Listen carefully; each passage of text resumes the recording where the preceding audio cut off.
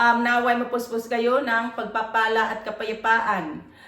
Okay, Matthew chapter 5 verse 17, nasusulat na sinabi ng Panginoong Hesus na huwag ninyong akalain na naparito ako upang pawalang bisa ang kautusan at ang aral ng mga propeta. Okay, itong kautusang sinasabi ng Panginoon, ito ay ang kautusan ni Moses or the law of Moses. Okay, kapag sinabing ang batas ng Diyos, ito ay ang 10 utos lamang ng Diyos. Ngunit kapag sinabi na ang kautusan ni Moses, ito ay ang 10 utos at ang mga aral ni Moses na nasa aklat ng Exodus at sa aklat ng Deuteronomy. Okay, ang kautusan ni Moses at ang aral ng mga propeta, ito'y anino lamang ng darating si Jesus Christ ayon sa Hebrews 10 verse 1. So si Jesus Christ ang katuparan or fulfillment ng kautusan ni Moses at ang aral ng mga propeta. Si Jesus Christ ang katuparan sa sinabi ni Propeta Isaiah na sapagkat ipanganganak ang isang sanggol na lalaki at siya ang mamamahala sa atin. Siya ang kahangahangang tagapayo, ang makapangyarihang Diyos, ang walang hanggang Ama, ang prinsipe ng kapayapaan. Ito'y nasusulat sa Isaiah 9 verse 6.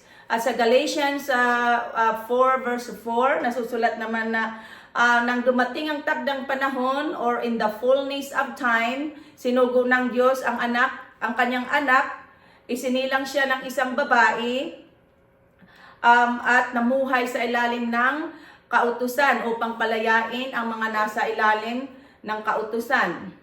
Okay, sinabi ng Panginoong Hesus sa Matthew chapter 5 na huwag ninyong akalain na naparito ako upang pawalang bisa ang kautusan at ang aral ng mga propeta. Sinabi ng Panginoon na parito ako upang ipaliwanag at ganapin ang mga iyon. So, ipinaliwanag nga ng Panginoon ang kautusan sa Sermon of the Mount or sa ang sermon ng Panginoon sa bundok. So, napakahalaga na basahin natin at pag-aralan ang Sermon of the Mount, ang sermon ng Panginoon sa bundok, sapagkat ipinaliwanag niya dito ang kautusan. At ginanap ng Panginoon ang nasusulat tungkol sa kanya sa kasulatan nang ialay niya ang kanyang buhay sa pamamagitan ng pagkamatay niya sa krus upang magkaroon ng kapatawaran sa kasalanan. So, ginanap ito ng Panginoon upang matupad ang nasusulat tungkol sa kanya sa aklat ng mga awit. Okay? So, walang binago ang Panginoon sa kautusan ng Diyos. Sa Deuteronomy chapter 6 verse 4, iniutos ni Moses sa mga tao na ibigin ninyo ang Diyos ng buong kaluluwa, ng buong puso, kaluluwa at lakas. Sa Leviticus chapter 19 verse 17, iniutos ni Moses na ibigin mo ang iyong kapwa gaya ng iyong sarili. Sa New Testament naman, sinabi ng Panginoon sa Matthew chapter 22 verse 37 to 40 na ibigin mo ang iyong Diyos ng buong puso, buong kaluluwa at buong pag-iisip. Sinabi ng Panginoon na ito ang pinakamahalagang utos. At sinabi ng Panginoon, ito naman ang pangalawa, ibigin mo ang iyong kapwa gaya ng iyong sarili. Sinabi ng Panginoon na dito nakasalalay ang buong kautusan sa dalawang utos na ito nakasalalay ang buong kautusan ni Moses at ang aral ng mga propeta. So, walang binago ang Panginoon. Ang nabago lamang sa kasulatan sa New Testament ay naniniwala tayo na si Jesus ang Kristo, ang anak ng Diyos na buhay. Matthew chapter 16 verse 16. At nananalig tayo na si Jesus ang sinugo ng Diyos, John 6 verse 29. So naniniwala tayo na si Jesus Christ ang Messiah, ang hari na ipinangako ng Diyos na maghahari magpakailanman mula sa angkan ni King David ayon sa kasulatan. Okay, ayon sa kasulatan, pinalaya tayo ni Jesus Christ sa kautusan ni Moses.